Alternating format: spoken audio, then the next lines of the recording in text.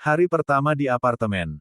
Sinar matahari pagi menyelinap malu-malu melalui celah gorden jendela besar apartemen lantai 30 itu. Amara terbangun dengan perasaan yang jauh lebih ringan meski tubuhnya masih terasa sedikit pegal akibat aktivitas panas tadi malam. Ia menoleh ke samping, menatap wajah Arlan yang masih terlelap, pemandangan langka, karena biasanya Arlan adalah orang pertama yang terjaga dan sudah siap dengan setelan kerjanya yang kaku. Amara tersenyum tipis. Ia bangkit dari ranjang dengan sangat hati-hati, memastikan gerakan selimutnya tidak mengusik tidur nyenyak suaminya.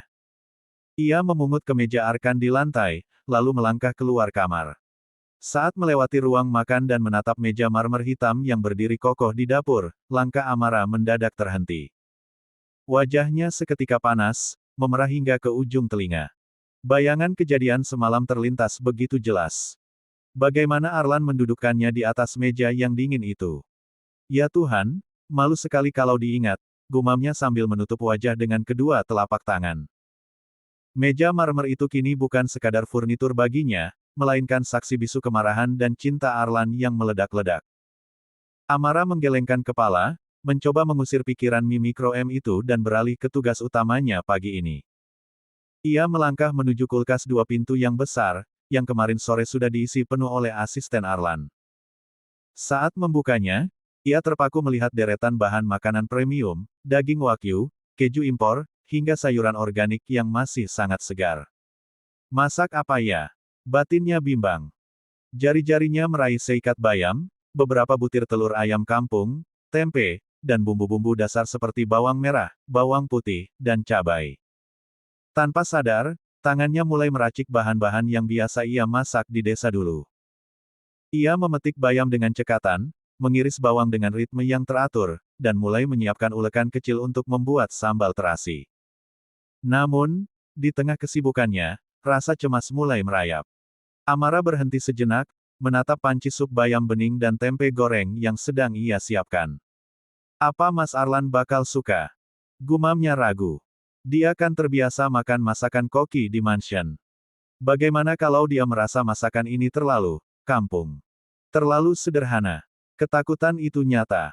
Selama di mansion, sarapan Arlan selalu berupa omelet truffle, roti saudaf, atau sup asparagus yang mewah. Sedangkan sekarang, di depannya hanya ada nasi putih hangat, sayur bening yang mengepul, tempe goreng garing, dan sambal tomat terasi yang aromanya mulai memenuhi ruangan. Amara menggigit bibir bawahnya. Ia ingin menjadi istri yang berbakti, yang bisa melayani suaminya dengan tangannya sendiri tanpa campur tangan pelayan. Ia ingin apartemen ini benar-benar terasa seperti rumah, bukan sekadar tempat menginap. Saking asyiknya melamun dan menatap piring di atas meja, Amara tidak menyadari bahwa di ambang pintu dapur, sesosok pria dengan rambut acak-acakan dan hanya mengenakan celana tidur panjang sedang berdiri bersandar di bingkai pintu. Arlan mengamati punggung istrinya dengan tatapan yang sangat lembut, sebuah tatapan yang tak pernah ia tunjukkan pada siapapun di dunia ini. Bau terasi dan bawang goreng itu, entah kenapa terasa jauh lebih menggugah selera bagi Arlan daripada aroma sarapan mewah di mansion yang selalu terasa hambar karena suasana hati yang dingin. Amara sedang berjinjit, berusaha meraih mangkuk saji besar di rak atas untuk menuangkan sayur bening bayam yang masih mengepul panas. Uap air yang membawa aroma kunci dan kemangi segar menerpa wajahnya, memberikan sensasi hangat yang menenangkan. Namun, konsentrasinya buyar ketika sepasang lengan kekar tiba-tiba melingkar erat di pinggangnya, menarik punggungnya hingga menempel sempurna pada dada bidang yang hangat dan keras. Mas, kaget. Pekik Amara pelan. Tubuhnya sedikit berjingkat, namun ia segera rileks saat mencium aroma maskulin khas Arlan yang bercampur dengan sisa wangi sabun mandi semalam. Arlan tidak melepaskan pelukannya. Ia justru membenamkan wajahnya di ceruk leher Amara, menghirup aroma tubuh istrinya dan bau bawang goreng yang menempel di kemeja tipis itu. Kenapa bangun sepagi ini? Mas bangun dan merasa kedinginan karena tidak ada kamu di samping Mas, bisik Arlan dengan suara bariton yang masih serak khas orang baru bangun tidur. Aku ingin menyiapkan sarapan untuk Mas. Ini hari pertama kita di sini, aku ingin Mas makan masakanku sendiri, jawab Amara malu-malu, tangannya mengusap lengan Arlan yang mendekapnya. Arlan melepaskan pelukannya hanya untuk memutar tubuh Amara agar menghadapnya. Ia menyandarkan pinggulnya pada meja marmer yang semalam menjadi saksi gairah mereka, lalu matanya menatap deretan hidangan di atas meja. Ada sayur bening, tempe goreng yang berwarna kuning keemasan, sambal terasi yang nampak menggoda, dan nasi putih yang masih berasap. Ini semua kamu yang masak? Tanya Arlan, alisnya terangkat sebelah. Amara menunduk, jarinya saling bertaut cemas. Iya, Mas. Tapi maaf, ini cuma masakan kampung. Sangat sederhana. Aku tidak tahu cara membuat egg benedict atau masakan mewah lainnya. Kalau Mas tidak suka, aku bisa pesankan makanan dari luar. Sebelum Amara menyelesaikan kalimatnya, Arlan sudah mengambil sepotong tempe goreng yang masih panas dengan jarinya dan langsung memasukkannya ke dalam mulut. Mas, panas, loh. Peringat Amara cemas. Arlan mengunyahnya perlahan, memejamkan mata sejenak merasakan tekstur garing dan gurihnya ketumbar serta kunyit yang meresap hingga ke dalam tempe itu. Ia kemudian beralih mengambil sesendok kecil kuah sayur bening dan mencicipinya. Mas, bagaimana? Rasanya aneh ya? Tanya Amara makin was-was. Arlan membuka matanya, menatap Amara dengan binar yang sulit diartikan. Ia menarik kursi makan dan duduk di sana, lalu menepuk pahanya, memberi isyarat agar Amara duduk di pangkuannya. Amara menurut dengan wajah merona. Duduk di sini, dan suapi Mas, perintah Arlan lembut namun mutlak. Amara dengan tangan sedikit gemetar mulai menyendokkan nasi, sayur, sedikit tempe, dan secuil sambal. Ia mengarahkan sendok itu ke mulut Arlan. Ayo, Mas, buka mulutnya. Arlan menerima suapan itu dengan lahap.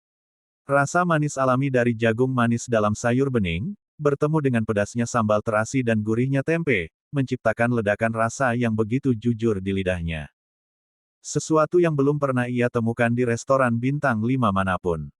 Amara, Arlan menelan makanannya, lalu menatap istrinya dalam-dalam. Tahu tidak? Selama hidup di mansion, sarapanku selalu disiapkan oleh koki profesional. Rasanya sempurna, penampilannya cantik, tapi rasanya mati. Tidak ada nyawanya. Ia mengusap pipi Amara dengan ibu jarinya. Tapi ini adalah sarapan terbaik yang pernah Mas rasakan seumur hidup Mas. Rasanya hangat, rasanya seperti pulang. Mas tidak butuh koki mewah kalau punya istri sehebat kamu di dapur. Mas serius. Tidak berbohong hanya untuk menghiburku. Amara memastikan, matanya mulai berkaca-kaca karena lega. Mas pernah berbohong padamu soal rasa. Masakan ini punya rasa cinta, Amara. Sesuatu yang tidak bisa dibeli dengan uang papa atau kekuasaan aditama. Arlan menarik tengkuk Amara, mencium bibirnya sekilas yang kini terasa sedikit pedas karena sambal. Suapi lagi. Mas lapar sekali. Sepertinya energi Mas terkuras habis gara-gara olahraga di meja ini semalam. Wajah Amara memerah padam mendengar gurauan mesum suaminya. Mas Arlan. Masih pagi sudah bicara begitu. Arlan terkekeh, suara tawa yang terdengar sangat lepas dan bahagia. Biar saja.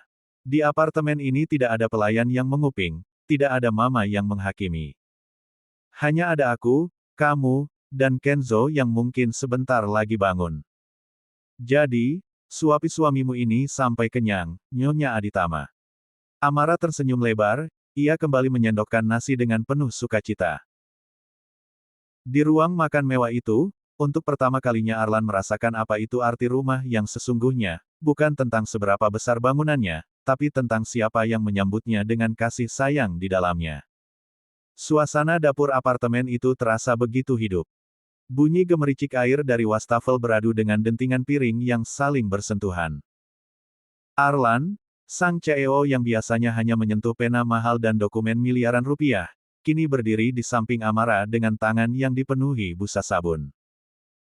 Ia hanya mengenakan celana panjang tidurnya, memamerkan punggung kokoh dan dada bidangnya yang masih menyisakan beberapa bekas kemerahan, hasil pertempuran mereka semalam. Mas, pelan-pelan. Itu piring keramik, jangan sampai lepas, tegur Amara sambil terkekeh melihat cara Arlan memegang piring dengan sangat kaku, seolah sedang memegang bom yang siap meledak. Arlan mendengus, namun sudut bibirnya terangkat. Ternyata lebih sulit menjaga piring tetap licin begini daripada menjaga harga saham tetap stabil, sayang. Kenapa busanya banyak sekali? Amara mendekat, Ia mengambil spons dari tangan Arlan dan menunjukkan cara menggosok yang benar. Karena Mas pakainya terlalu banyak. Sini, biar Amara saja. Mas duduk saja di sana, nanti tangan Mas kasar. Arlan justru menarik tangan Amara, membiarkan busa sabun itu berpindah ke tangan mereka berdua. Ia memeluk Amara dari belakang, menyandarkan dagunya di bahu istrinya sambil ikut membilas piring di bawah kucuran air. Tidak mau. Mas mau belajar, bisik Arlan tepat di telinga Amara. Mulai sekarang, tidak ada pelayan di antara kita kalau kita sedang di rumah ini. Mas ingin kita melakukannya berdua. Anggap saja ini, latihan jadi suami normal. Amara tersenyum, hatinya menghangat. Suami normal tidak biasanya punya otot seperti ini, Mas. Oh ya. Kalau begitu, ini bonus untukmu karena sudah jadi istri yang sabar, goda Arlan sambil mengecup pipi Amara yang sedikit basah karena cipratan air.